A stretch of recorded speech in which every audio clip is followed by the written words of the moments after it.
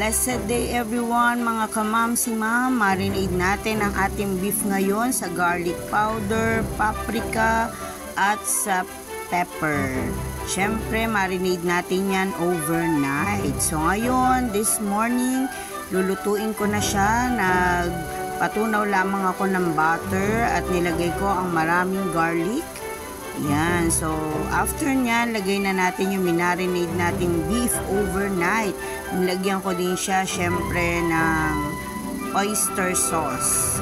Dinagdagan natin ng pepper para mas maanghang ng konti. Favorite kasi nila yung maraming pepper. Syempre, para maging special ang ating menu for today, naglagay tayo ng mushroom at ang ating Nestle cream para maging creamy ang ating menu for today. So siguradong marami na naman silang kakainin. So nagsaute din ako ng corn na ihahalo natin sa ating ulam for today na tinawag kong creamy garlic pepper beef with mushroom. So happy eating everyone. God bless. Thank you for watching.